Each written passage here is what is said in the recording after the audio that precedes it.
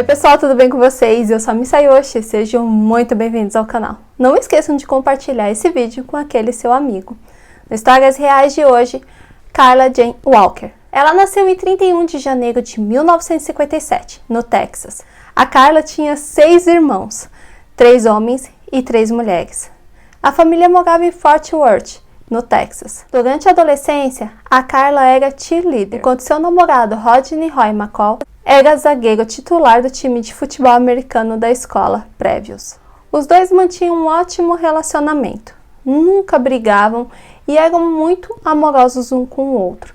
Sempre estavam juntos. Em 17 de fevereiro de 1974, Carla então tinha 17 anos. Ela e o namorado saíram do baile do Dia dos Namorados na escola de West Hill Heights, aonde eles estudavam. Ela usava um vestido de festa azul e o casal tinha jantado em um restaurante de frutos do mar. Após isso, eles ficaram conversando com um casal de amigos e depois eles foram até uma pista de boliche porque eles queriam usar o banheiro. Depois que usaram o banheiro, então, eles foram para um estacionamento da região, bem conhecido por reunir jovens que ficavam ali dentro de seus carros conversando e namorando. Segundo Rodney, os dois ficaram no carro conversando e bebendo um pouco.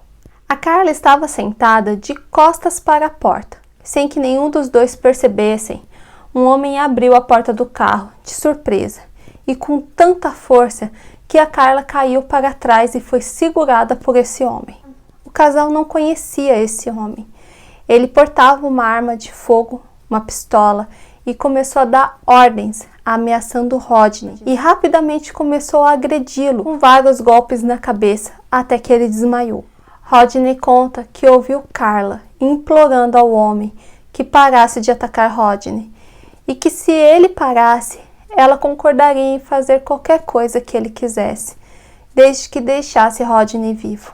Por conta desses flashes, o Rodney ele acredita que foi golpeado muitas vezes e ele lembra que o homem apontou a arma para a cabeça dele e chegou a apertar o gatilho, contudo a arma não disparou.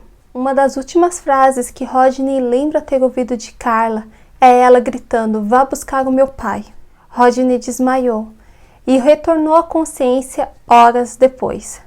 Ele acorda muito machucado e muito desorientado, ele começa a procurar por Carla. Ele não a encontra e começa a andar ali pelo redor procurando e tentando entender ainda o que estava acontecendo. A única coisa que Rodney encontra é a bolsa de Carla.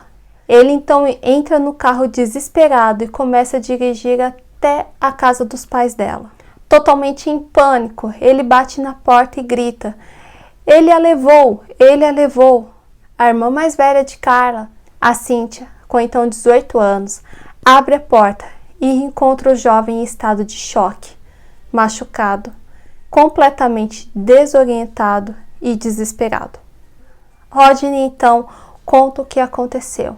Prontamente a mãe de Carla liga para a emergência solicitando uma ambulância para o garoto, enquanto o pai de Carla entra em seu carro e vai até o estacionamento. A polícia é acionada neste momento, então começou as buscas.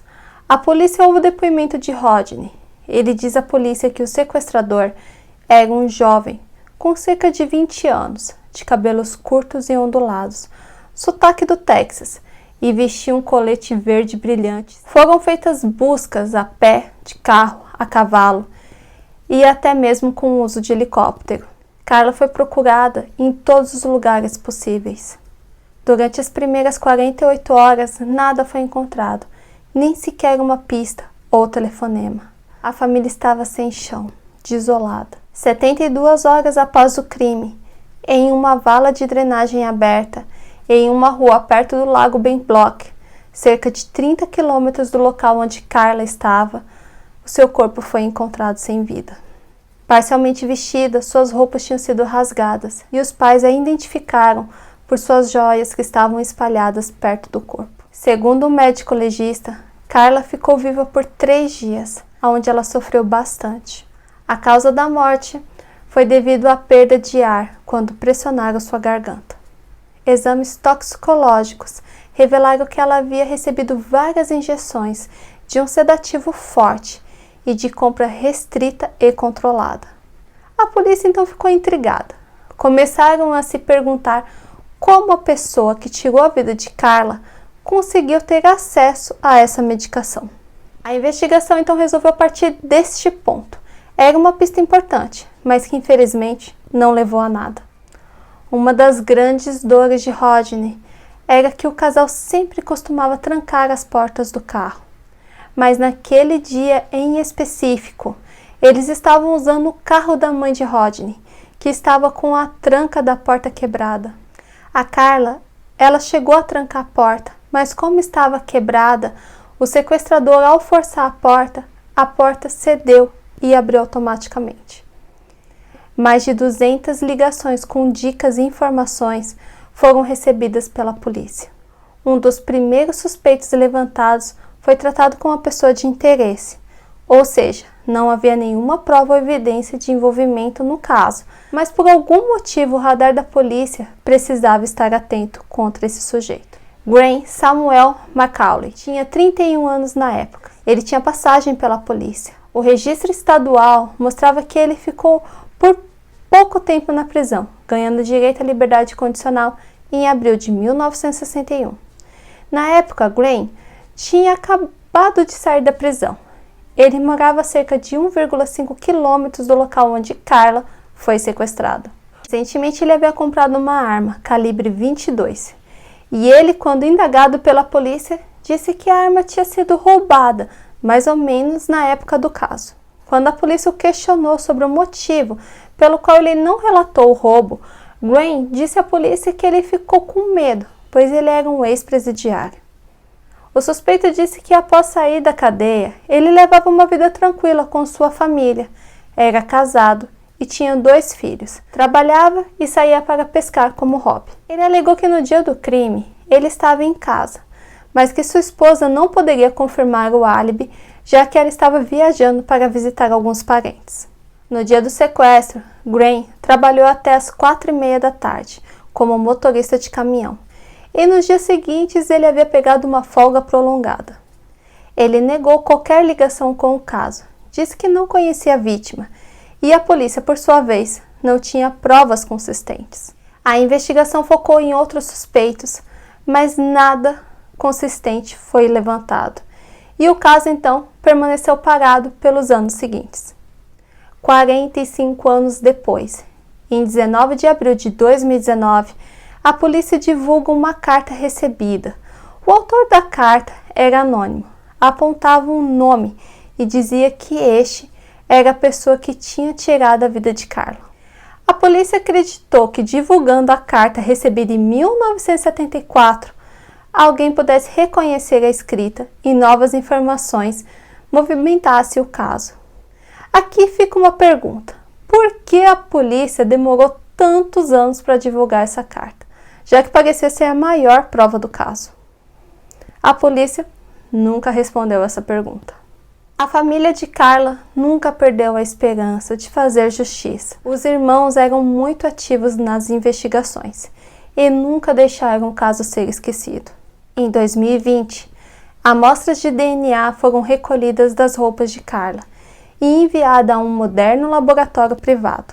Foi usada uma tecnologia pioneira na identificação completa do perfil genético do criminoso.